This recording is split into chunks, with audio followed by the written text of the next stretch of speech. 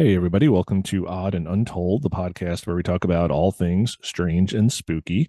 And this is spooky season. And this week, I'm going to be talking about some UFO sightings up in the Finger Lakes area, specifically around Seneca Lake and Watkins Glen. And why have I chosen this? Mainly because of how I choose a lot of my episodes. The lovely Rebecca and I just did a quick camping trip. Quick, it's like 4.5 hours away from us. Uh, but we did a 3-night camping trip in Watkins Glen State Park. And as you guys know, in a lot of my shows, when I go someplace new, I always kind of look around at the local legends and just see, are there any Bigfoot sightings? Are there UFO sightings? Are there lake monsters? And I done one last Memorial Day of 2023, when we stayed in Ithaca. We went to Buttermilk Falls and we were near Cayuga Lake. And I did a whole episode, which I will link to below, on the Cayuga Lake monster, Old Greenie. And that is sort of connected to Seneca Lake, where we stayed this trip, very close to Seneca Lake. And there's all sorts of reports that the monster kind of travels between the lakes using underwater tunnels. I don't know how true that is or how feasible that is. I don't even know if there are tunnels connecting the two lakes. It's just things that people sort of say to explain the sightings. I think a lot of lake monster sightings can be explained through normal means. I don't think there's necessarily dinosaurs or giant monsters in these lakes, probably fish or misidentifications. Again, it's hard to tell size on a lake. Anyway, we went to Watkins Glen. It was awesome. There's this gorge, Glen Creek, that cuts through, and lots of stairs. It's like a mile and a half long from the main entrance to Jacob's Ladder, which is kind of the end of the main trails of the Watkins Glen Gorge there. And it's just really beautiful. I'm going to throw up some videos here so you guys can see some of the waterfalls and some of the pools, and some of the steps, and just how high up you can get and how down low you can get. So it's really awesome and beautiful. And again, the Finger Lakes region is just full of gorges. Like I said, when we went to Buttermilk Falls, that was a gorge. So we did this, and we stayed in Watkins Glen State Park, and we had an awesome time camping. We stayed in a tent. It was very cold at night, but we had a heater, we had electricity, so not kind of the backwoods camping I'm used to, but more of a family campground. A lot of RVs, and then us in the tent. So we were like the only site, I think, that didn't have an RV for most of the nights there. I think the last night there was another tent site, another tent family. But we had a great time. We did a lot of hiking, a lot of exploring. We explored the town. We went to Seneca Lake. So we're back now. It was a great trip. You know, I've been dealing with some health issues that are really sparked by stress. So for me to get away a little bit and to rest and relax and get some fresh air and some exercise, it was really beneficial for me. I feel a lot better now, and back to work, and stress levels are going to start going up again. So whenever I can get away, I do try to get away. It's not always easy. But it was also Rebecca's birthday. So everybody wish Rebecca a birthday, happy birthday. Not just birthday. Hey, birthday. Happy birthday, Rebecca. So we had a really, really fun time. It was just so much fun. And, she had asked me, like, oh, when we get back, are you going to do a podcast on Bigfoot sightings near Watkins Glen? I said, yeah, probably. That's kind of my idiom these days. And I come home and I'm checking, and there's really not many Bigfoot sightings in the area. And I wasn't surprised being there, because again, it's all gorge and it's very steep hills. There's not really a lot of space for a Bigfoot there. Maybe in some surrounding areas where it gets a little bit, more densely wild, but not really where we were. It's all trails and national park and state park rather, and campsites. There's a NASCAR track a few miles away. There's the town right there. So it's not really a squatchy area. And I already covered lake monsters in the Cayuga Lake monster episode. So I looked up UFO sightings, and of course, there's a bunch. And there was one sighting that took place actually within the park. And I'll pull up a map and kind of show you guys where that took place and where we were and all the relation to that. And then there's 3 stories in here that I chose because they're all connected. It's all the same day. So it's like three different reports of UFO sighting. So we're going to do a few different UFO sighting stories tonight. Um, but yeah, this was a great trip. We had a lot of fun. And so let's get to some UFO stories. All right. So before we begin, I'm just going to, for anybody viewing on video, and if you're listening on audio, I'll try to describe this. But you have Watkins Glen State Park. It's kind of at the southern tip of Seneca Lake. And there's Glen Creek that runs west to east. And the campground is just south of the creek. It's like right there. It's really not that far. I mean, you can take the trail from along the creek and back into the campsites. So we were staying here in the northeast village called Mohawk Village. It's the Six Nations campground. So there's Mohawk Village, Cayuga Village, which is right below Mohawk. Then the two center villages, the northern one is Onondaga, and the southern one is Oneida. And then you have Seneca Village, which is the northwestmost village. And then the southwest village is Tuscarora. And that is where our first sighting happens. So I will go into that. I'm going to zoom out here just so you guys can kind of get a better look. So here's the creek running west to east. And here's Seneca Lake. And Seneca Lake is about 38 miles long. So it is a huge glacial, one of the Finger Lakes. We were over here in Ithaca to the east last year at the southern tip of Cayuga Lake. And Cayuga Lake is actually longer, but Seneca Lake has more surface area. So they look about the same size, but I guess Seneca Lake is a little bit bigger area wise, and Cayuga Lake is longer mile wise. So yeah, so this is where we were staying. And I'm going to throw up some pictures here of just the night sky, because the second night we were there, it had started raining probably around 8 p.m. So we had cooked some steaks over the fire and had full bellies, and then it started raining. So we had to kind of retreat to the tent because it wasn't raining terribly hard, but it was enough where we just didn't want to be outside. Anyway, we woke up that morning about 5 a.m. to go to the bathroom, and the sky had just cleared, and there were just hundreds of stars out. I mean, there's just a beautiful sky. So we came down here to the Iroquois Lodge. There's a big open field because where we were staying in the campground, there's tons of trees, which is, it's great, but you really can't see the sky. You can kind of, like, if you look between the treetops, you can kind of see a star here or there, but we wanted a nice open field of view. And Rebecca had noticed that by the Iroquois Lodge here, there's a big open field. So we went there at like 5 a.m. We came back from going to the bathroom and jumped in the car and went to the field to just look at the stars. And they were gorgeous. And I'm, showing some pictures here now. But this is right next to the Tuscarora village. So we were right there. And I believe these villages, Seneca and Tuscarora, I believe they were closed because it's kind of late in the season. I think this coming weekend, October 12th or whatever, is like their last weekend. I think then they close for the winter, all sites. But they have these 6 loops, these 6, campgrounds. And our first story takes place in Tuscarora, and it'll be mentioned there. So I will get to that. But I just wanted to kind of give you guys a little bit of an understanding of how things are laid out and just where this was seen. So let's get to story number 1 in the Tuscarora village. So as with previous episodes, I'm getting these stories from the National UFO Reporting Center, Newfork, and I will link to all these stories in the description below so you guys can go look at them yourselves. And this site is great. It's got this map. You just pull up the map and zoom in anywhere you want to see and just see if there's UFO sightings there. It's very easy to use. And again, the quality of the sightings, your mileage is going to vary. Some of the stories are like one sentence and some of them are just more fleshed out. So I tried to choose some fleshed out ones here to make things a little bit more interesting. And again, this one happened, the sighting happened right within the campground that we were at. So within walking distance of where our tent was. So this happened on August 23rd of 2014. Looks to be around 9:30 at night. Watkins Glen. They saw a circle-shaped object, so I'm going to read what they say here.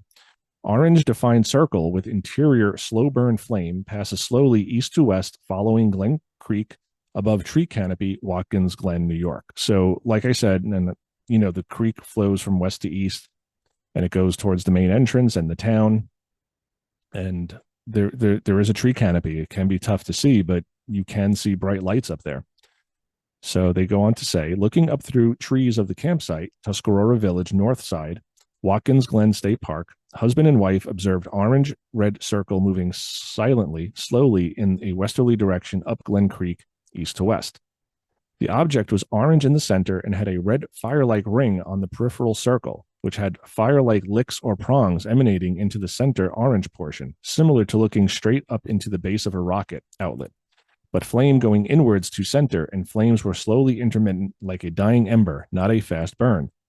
The object moved slowly west, visible intermittently through the tree canopy, and did not appear to be relatively high, that is, lower than a commercial jet aircraft and about as high as local prop aircraft. So probably 1,000 feet up, 2,000 feet up, not very high. The shape was definite, perfect circle, not rough like mold burn. Not sure what that means. Lost track through the tree canopy. No intoxicants involved with reporters, and they are objectively trained and not subject to emotional speculation. And we're going to get a lot of these qualifications in these stories tonight, where people are sort of saying, "Look, I'm not drinking. I'm a professional. I'm not the typical person that skeptics want to paint experiencers to be, whether it's Bigfoot or UFOs." They try to paint these people as uneducated, or they're rednecks, or they're drunks, or and that's just so often not the case. So you have a lot of these qualifiers in the stories, like, "Hey, I wasn't drunk, there's no alcohol involved here, but we saw what we saw." And this is in the Finger Lakes region, and while it's not as dark as the Adirondacks, it's still really dark, and you can still see a lot of stars. There's not a ton of light pollution. We're here in the city, and we're lucky. You look up on a clear night, you're lucky if you see 4 or 5 stars, and here it was just dozens and dozens and dozens of stars. So not sure what to make of this one. It's orange and red, like flame, like fire, moving slowly. It's low. So it's clearly not a meteor or an asteroid or a shooting star or anything like that. I doubt it was a drone. Drones look like little planes, you can see the lights, but you can usually hear them too. And up there, it is so quiet. And like I said, I usually don't dig family campgrounds because they tend to be party places. People bring their kids and they bring their teenagers and they play music, and it's more glamping. When there's electricity and there's running plumbing and toilets and showers, you tend to attract a party crowd, and this place was not that. I really enjoyed Watkins Glen. I wasn't sure if I would, because I don't like the party atmosphere when I go camping. I want to hear the wildlife. I want to hear, nothing. I get out of the city to stop hearing people being loud. And honestly, the last night we were there, we heard some coyotes in the distance, which is really cool. But then you wake up in 7 a.m., you hear the NASCAR track, so that's not as cool. But an interesting story. I don't know what to make of this one, but people are seeing something right in the campsite there. So not sure what to make of this one, but a circular reddish orange fire ring that looks maybe like flames, but going inward. So that to me sounds very, very strange. These next 3 all take place on July 13th of 2011. Looks to be about 10:30 local time. Location, Watkins Glen. Shape was an orb. Characteristics, lights on object, changed color, other aircraft nearby.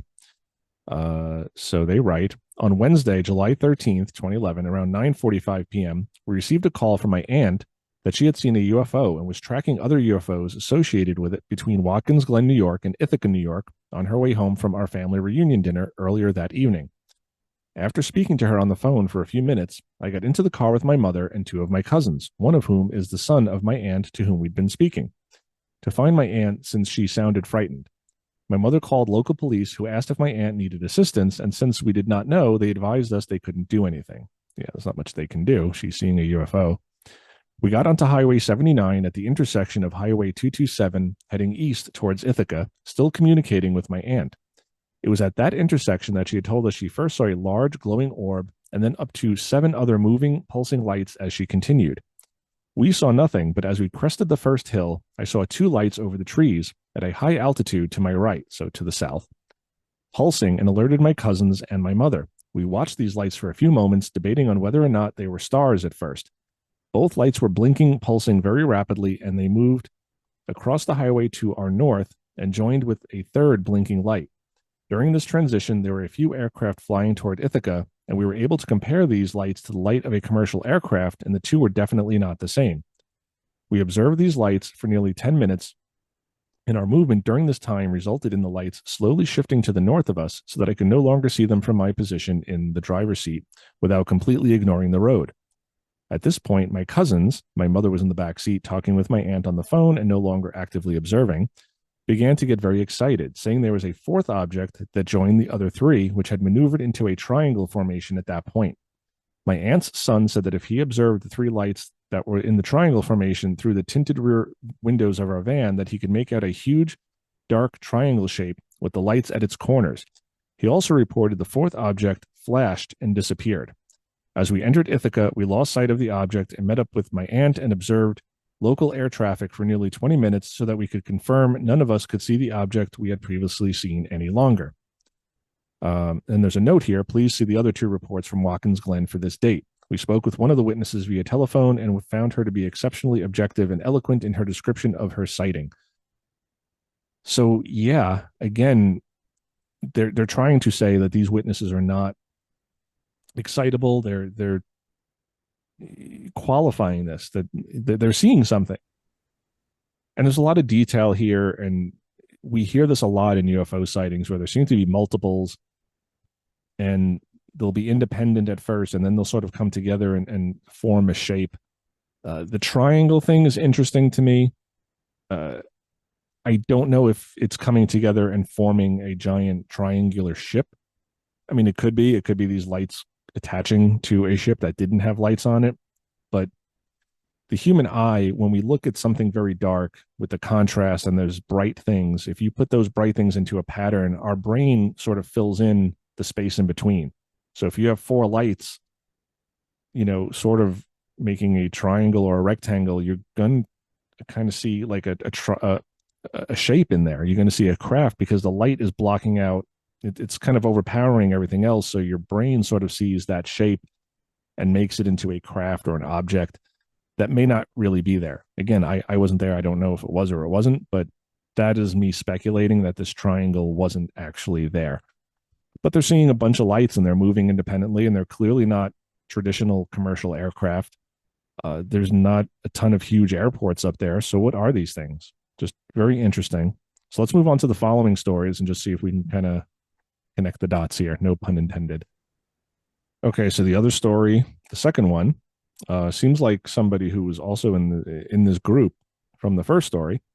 They say they see three lights in the night sky over upstate New York, moving erratically and very quickly. And they say, we received a call from my sister, quite excited and agitated, saying that she was following some UFO lights.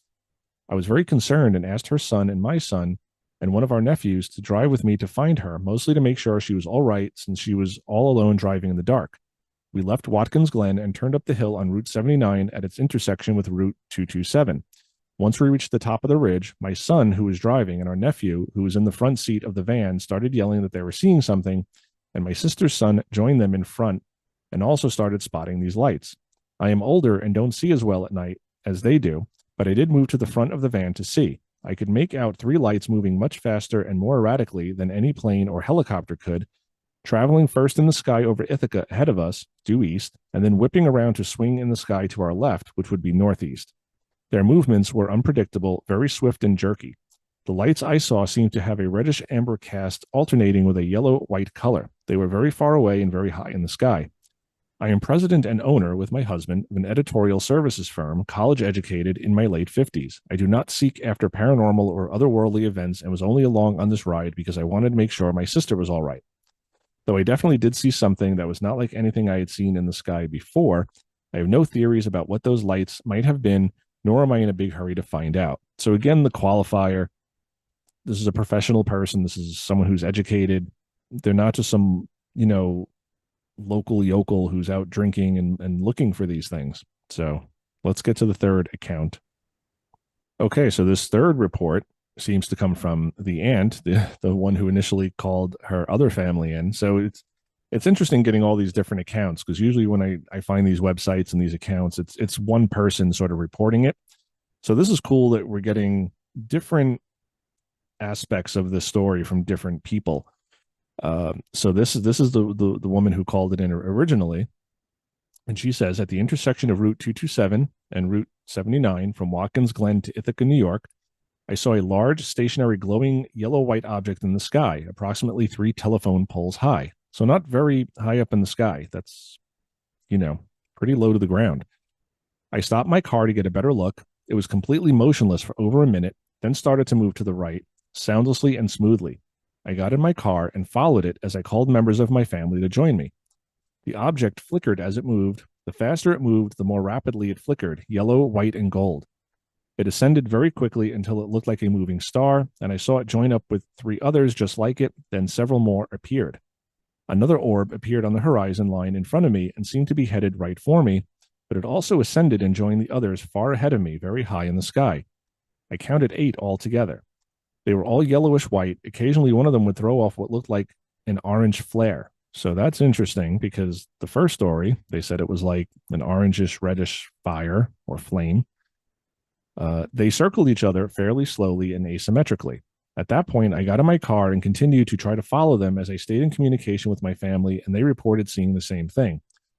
When we finally met up, they were gone. This took about 20 minutes from my sighting of the orb to the multiple orbs disappearing. So here we have a whole family of people seeing things from different vantage points. This one is clearly, I think, the best view of it, because she's seeing it first. She's seeing it very low. Then it goes up higher, starts moving away. She calls her family. They're seeing lights in the sky too, but she seems to have gotten the best look at it. So kind of like a fireball, 3 telephone poles high. So not very high in the air, 100 feet, 150, maybe somewhere between there. So pretty low, and then moving off. She's not mentioning any sound. It's soundlessly and smoothly. So this is not a plane. It's not a helicopter. It's not a drone. All of those things are going to make noise. It's not a blimp. It's not a hot air balloon. What is this thing that she's seeing?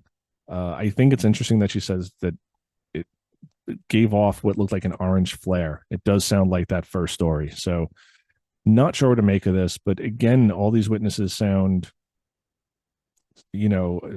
normal and serious in what they saw. I don't think they're hoaxing this. Doesn't mean it's an alien spacecraft, but they all saw something weird. And like I said, the skies up there are pretty clear without the light pollution. So, we saw planes, we saw stars, we saw planets, we saw constellations. Sadly, we didn't see any UFOs, or maybe that's a good thing. We saw some deer, but no UFOs. So, what do you guys make of this one? Lots of witnesses, which I always like. I always like stories that have lots of witnesses, whether it's Bigfoot or UFOs or whatever, because it just adds to the credibility of the story. So let me know in the comments below what you guys think about this one. All right, so our next story takes place actually over Seneca Lake. And this person says there was 3 separate sightings, 15 minutes apart. This was July 3rd, 2010. Again, about 9:30 at night. So they say July 4th, 2010. And that's when it was reported. It actually occurred, they say, on the 3rd. So they may have made a mistake here.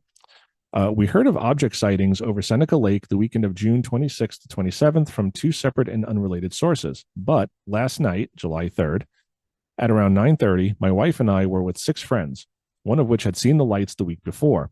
We're on the east shore of Seneca Lake, about 10 miles north of the village of Watkins Glen, located at the southern tip. So about maybe like a quarter of the way up the lake from Watkins Glen. We are all professionals between 35 and 56 years old. Again, the qualifier, like we're professionals. We're not just, kids out drinking or, uneducated. Not that an uneducated person can't see anything, but again, the skeptics like to kind of throw that out to dismiss these sightings. They go on to say, we were watching fireworks around the lake from the dock. We saw 3 separate sightings of similar UFO objects about 15 minutes apart.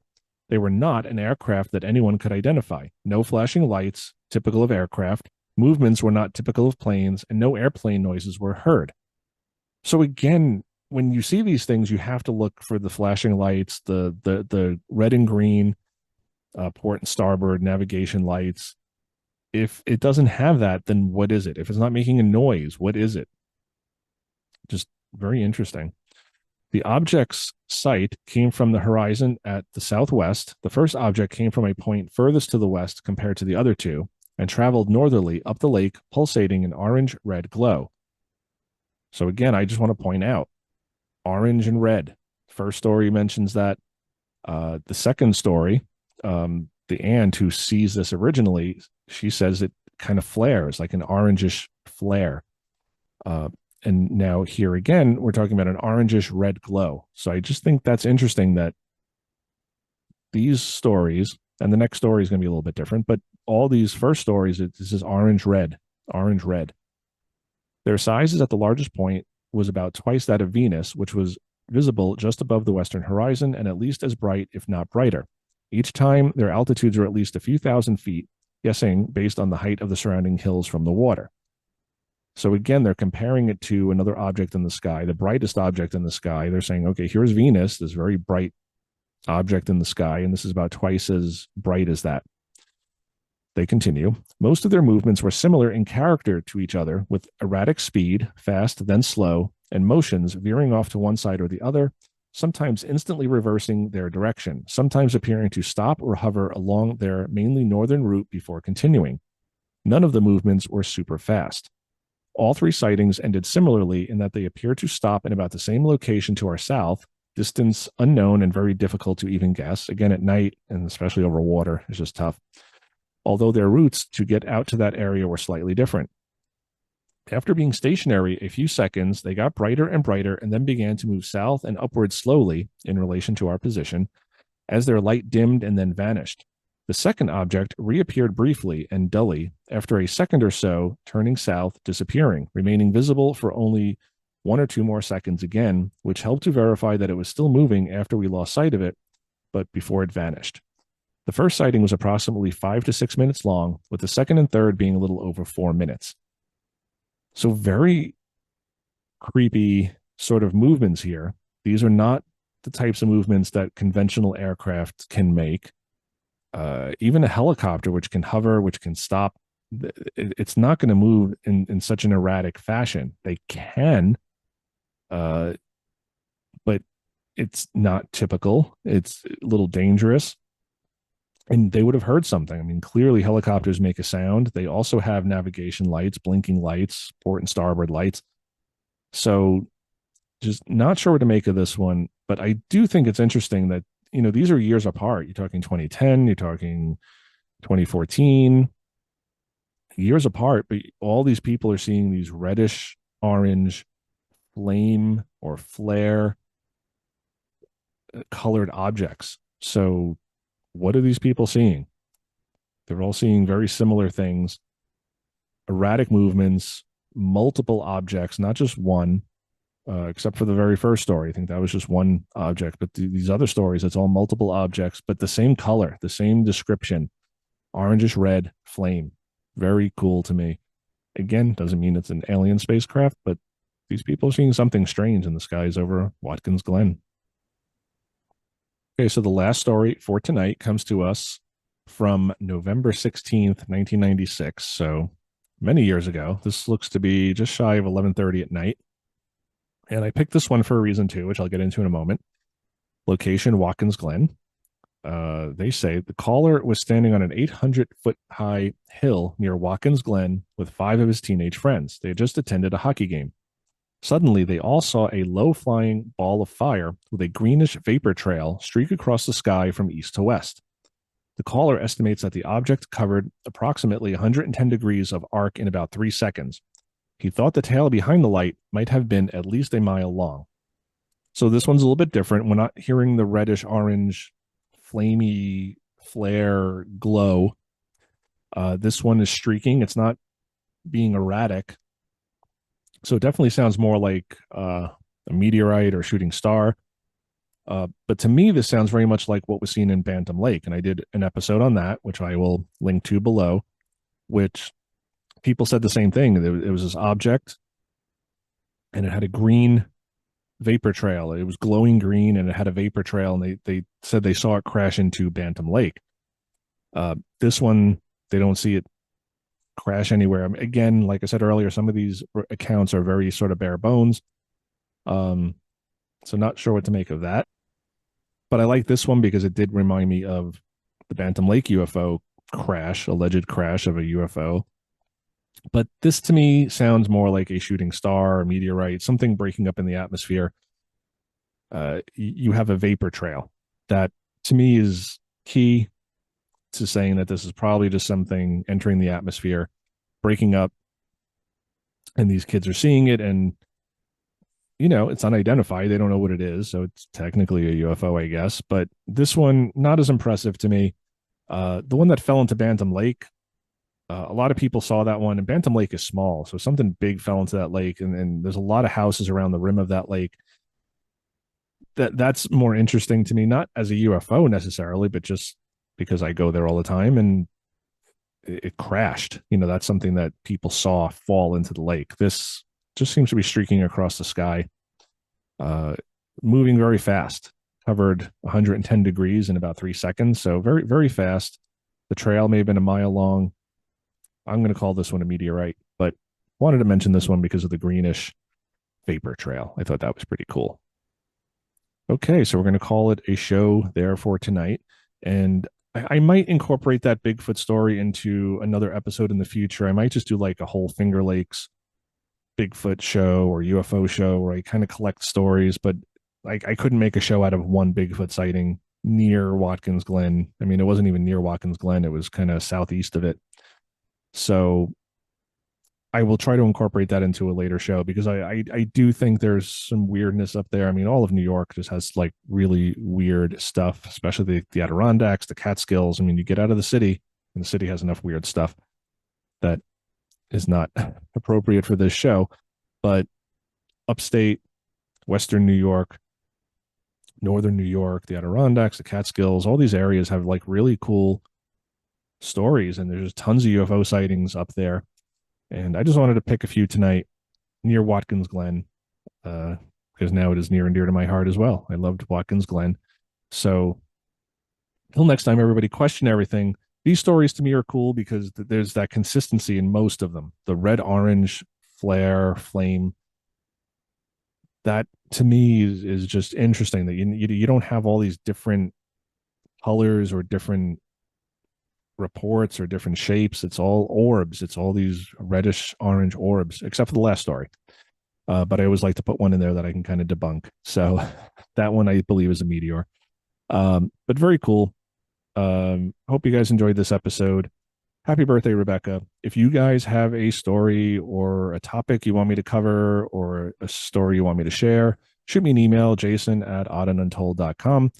You can come on the show. I can just read it for you if you like, if you don't want to be on camera, which I don't even want to be on camera. Honestly, I don't know why I do this to myself. But here I am, 117 episodes in, and I'm not comfortable being on camera. I bumble a lot. A lot of stuff gets edited out of these shows because I make mistakes. But and my buddy Andy from Spooky Island Radio, he's kind of the same way. I know he's a little nervous making the podcasts, but we power through. So Andy, buddy, I feel you. And like I said, if you guys have questions or you want to share a story or you want to let me know about a story, a local legend, jason@oddanduntold.com. Question everything, everybody. Just because they're seeing weird things in the sky doesn't mean they're from outer space. Could be military aircraft, could be misidentifications. What do you guys think of these stories? I'm very curious to hear. Again, I always give my opinions, but I love the feedback I get from all of you telling me what you guys think. Sometimes you guys come up with theories even better than mine or things that I haven't thought of. So I always appreciate the feedback. So we will see you next week, everybody. Rock and roll.